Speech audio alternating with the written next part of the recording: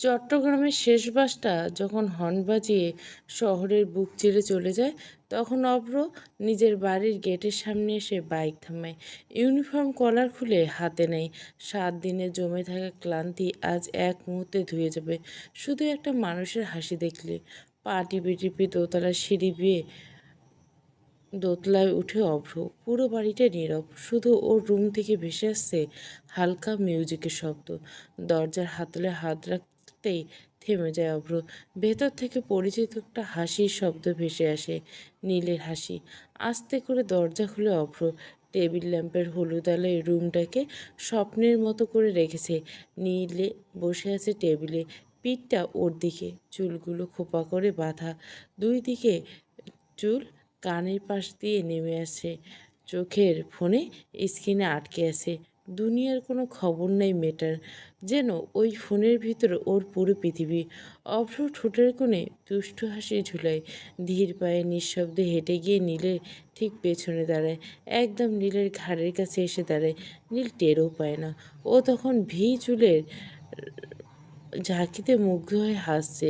অভ্র অভ্র একটু ঝুঁকে ফোনের স্ক্রিনে দিকে তাকায়, যে হাসতেছে, চোখ টিপে আছে। অভ্র কপাল কুঁচকে যায়, বুকের ভেতর হালকা খচখচ করে ওঠে। 7 দিনে তার বউ এর কাছে এসেছে, আর বউ কোরিয়ানদের ছেলে দেখে হাসছে।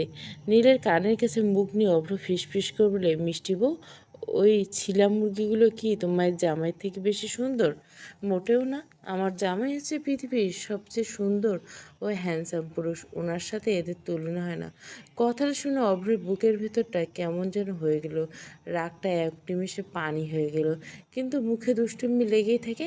এক পা এগিয়ে আসে আরও কাছে, গরম নিঃশ্বাসটা নীলের কানের লতিতে ছুঁয়ে দিয়ে ফিস করে বলে ওঠে, তাহলে আমাকে না দেখে ওদেরকে দেখতেছিল কেন? প্রশ্নটা কানে যেতে নীলের পুরো শরীর জমে যায়, পুরো ঘরটা নিঃশ্বাস বন্ধ হয়ে যায়। নীলের হাত থেকে ফোনটা টেবিলের উপর থপ করে পড়ে যায়। চোখ দুটো ধীরে ধীরে বড় হয়ে যায়, গলার ভেতরটা শুকিয়ে কাঠ হয়ে যায়। ধীরে ধীরে কাপা হাতে চেয়ারটা ঘোরায় নিন, আর ঘুরতেই চোখের সামনে দাঁড়িয়ে থাকা মানুষটাকে দেখে ওর কলিজা লাফ দিয়ে ওঠে।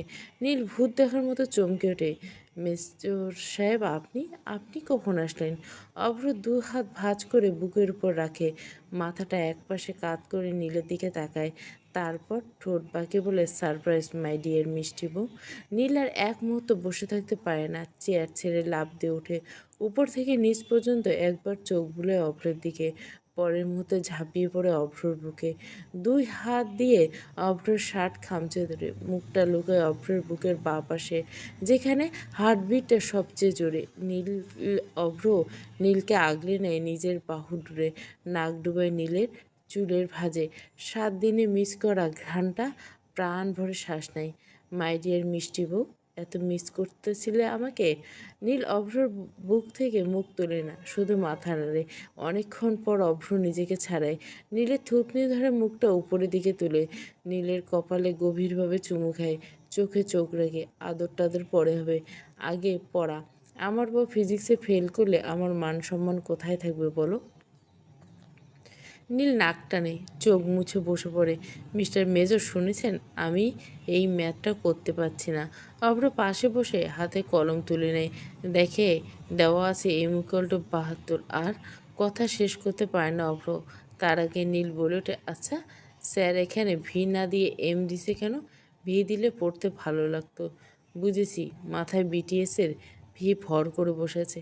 আচ্ছা ধরো ভি এর 32, তা তো জানি, কিন্তু স্যার ভি তো তার 72 ধরতে দেবে না।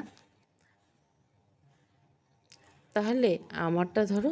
দুষ্টু স্যার পড়ানোর সময় দুষ্টুমি শুরু করছে। দুষ্টামি আগে আমি করেছি নাকি তুমি? অবশ্যই আপনি, ওকে মেনে নিলাম। এখন ম্যাথে মনোযোগ দাও। দেখি সমবেগে ত্বরণযুক্ত গতির সূত্রটি পারো? জি স্যার পারি। দেখি বলো তো। ওই দুষ্টু sir, I love you. I love you too. এবার সূত্রটা বলো। আই লাভ ইউ, বুঝেছি।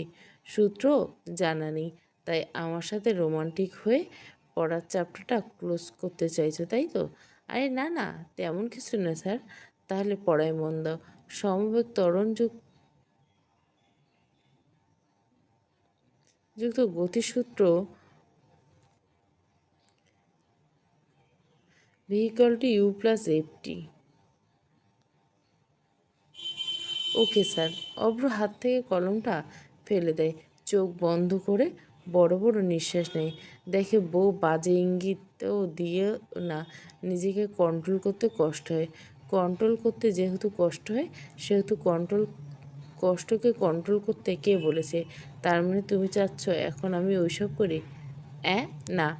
অভ্র নীলকে আরও কাছে টেনে নেয়, নীলের চোখের দিকে তাকিয়ে বলে, তুমি যেহেতু চাচ্ছ তাহলে চলো শুরু করি।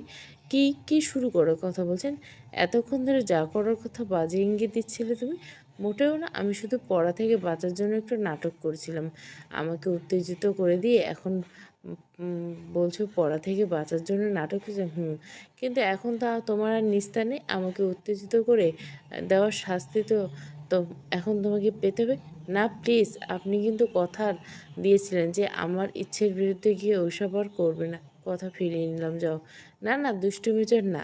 নীলের কথা বলা কথা অভ্রের কান পর্যন্ত পৌঁছালো বলে মনে হচ্ছে না। অভ্র নীলকে কোলে তুলে নিয়ে বেডের দিকে এগিয়ে যায়। নীলকে বেডের উপর ফেলে দিয়ে পরনে থাকা শার্টটা খুলে ফেলে। মেজর সাহেব না বলছি কিন্তু। নীল কথাটা শেষ করতে না করতেই অভ্র নীলের ঠোঁট দুটো দখল করে নেয়। তারপর বাকিটুকু ইতিহাস। রাত 12টা বাজতে আর 3 মিনিট। ঘড়ির কাঁটা টিক টিক করে সময় গুনছে। পুরো বাড়ি নিস্তব্ধ, সবাই ঘুমিয়ে, শুধু মাহিন জেগে আছে। ওর বুকের ভেতর একটা বড় ঝড়। আজ মেহরিনের জন্মদিন। দিনের বেলা মেহরিন একবারও বুঝতে পারেনি মাহিন সারাদিন স্বাভাবিক ছিল, একটু বাড়তি আদর করেনি। তাই মেহরিন অভিমান করে বিকেলে ঘুমিয়ে পড়ছে। মাহিন দেখেও না দেখার ভান করছে, ঠোঁটের কোণে হাসি চেপে রেখেছে সারাদিন।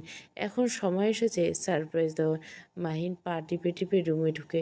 টেবিলের ল্যাম্পের আবছা আলোয় মেহরিনের ঘুমন্ত মুখখানা স্পষ্ট দেখা যাচ্ছে, চুল বালিশে ছড়িয়ে, ঠোঁটের কোণে অভিমান লেগে আছে।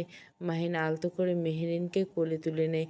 ঘুমের ঘরে মেহরিন একটু নড়ে ওঠে। মাহিন মেহরিনের কপালে একটা চুমু খেয়ে পা বাড়ায় ছাদের দিকে। ছাদে একদম মাঝখানে এসে দাঁড়ায় মাহিন। মেহরিনকে ফিস ফিস করে ডাকে। মেহরিনের চোখ খুলে, পুরো ছাদ জুড়ে আলোর মেলা। হাজারটা ফেয়ারি লাইট তারার মতো ঝুলছে। সাদা, গোলাপি, সোনালি বেলুন আকাশ ছুতে যাচ্ছে। মাঝখানে একটা ছোট্ট টেবিল, সাদা কাপড়ে বিছানো। টেবিলের উপর 2 তলার কেক, উপরে লেখা হ্যাপি 30th বার্থডে আমার মেহরিন। পাশে জ্বলছে 21টা মোমবাতি, শিখাগুলো বাতাসে কাঁপছে। এক কোণে স্পিকার, হালকা মিউজিক বাজছে। সব কিছু দেখে মেহরিনের চোখ জ্বলে ভর হয়ে ওঠে।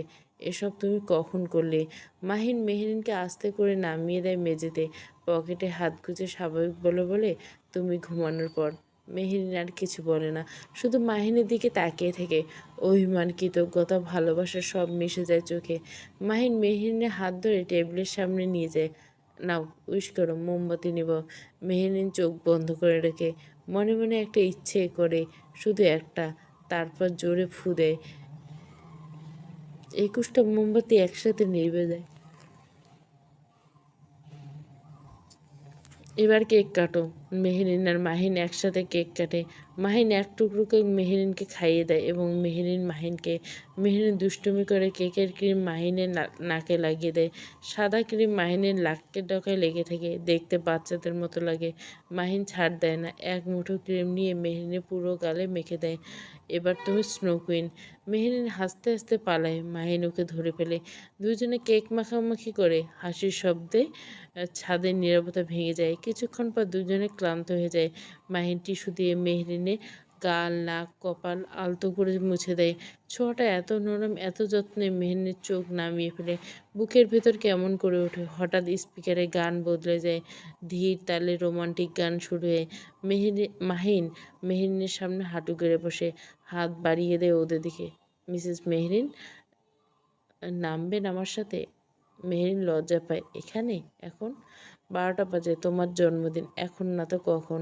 মাহিন মেহরিনের হাত ধরে টান দেয়। মেহরিন মাহিনের বুকের সাথে লেগে যায়। মাহিন এক হাতে মেহরিনের কোমর জড়িয়ে ধরে, আর এক হাতে মেহরিনের ডান হাতটা ধরে রাখে। গানের তালে তালে পা ফেলে ওরা। মাহিন মেহরিনকেও ঘুরায়। মেহরিনে ওড়না বাতাসে ওড়ে। ওর চুলে লেগে থাকা ক্রিম আলোতে চিকচিক করে। মেহরিন প্রথমে লজ্জায় চোখ বন্ধ করে, তারপর ধীরে তালের সাথে মিশে যায়। মাহিনের কাঁধে মাথা নাড়ে। গান শেষ হয়, কিন্তু ওরা নড়ে না। দুজন দুজনকে জড়িয়ে ধরে দাঁড়িয়ে থাকে। উপরে তারাভরা আকাশ, নিচে নীরব শহর। চলবে মেজর ওয়াসিফ অভ্র চৌধুরী, পর্ব 12। পুরো গল্পটি প্লে লিস্টে। ভালো লাগলে অবশ্যই লাইক, শেয়ার এবং সাবস্ক্রাইব করবেন। Thank you for watching.